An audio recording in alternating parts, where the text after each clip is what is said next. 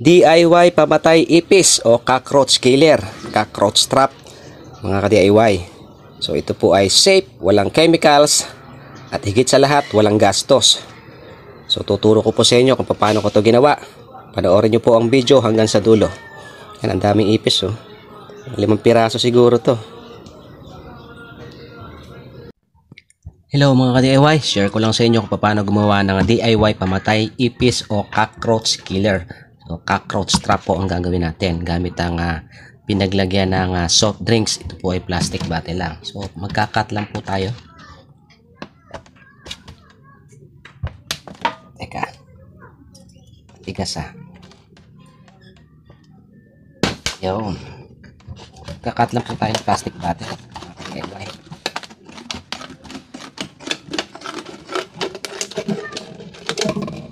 Yan, ganyan. Hayaan nyo na yung soft drinks ditong tira. Tapos sasalina natin ng pinagprituhang mantika. Ayan, sama nyo na rin yung mga natirang laman-laman dyan sa pinagprituhan. So ito po ay pinagprituhan ng isda. Pwede po kahit anong pinagprituhan ng mantika. Ayan, inipon ko lang po ito. Ayan, mga ka-DIY.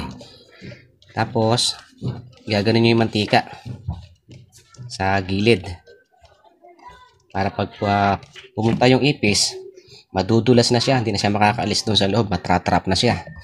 So tara, ilalagay na natin ito sa ating kusina. Mas mainam po itong ilagay sa kalanan kung saan tayo nagluluto dahil mas gusto ng ipis na doon sila magpunta dahil maraming mga pagkain mga nalalaglag doon. Okay, ilalagay na natin sa may kalan mga ka-DIY.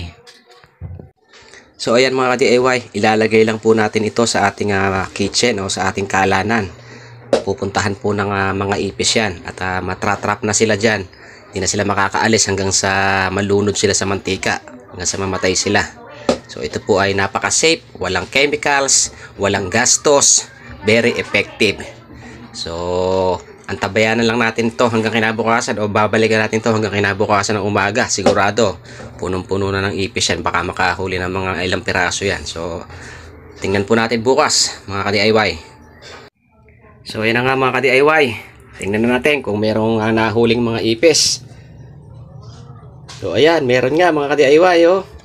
Kaya bilangin natin kung ilan. Nalulod na sila sa mantika oh. So mga 4 na piraso siguro to. Ayan oh. Yun oh, patay na sila. Very effective to mga ka-DIY. So pwede nyo po itong gawin sa inyong tahanan na maraming ipis. Pero syempre mga ka-DIY, ang pinaka-effective pa rin para mabawasan o hindi magkaroon ng ipis sa ating mga tahanan ay panatilihing malinis ang ating tahanan, lalo na ang ating mga kusina. So ayan, marami siyang nahuling ipis. Okay, so thank you for watching and follow for more mga ka-DIY.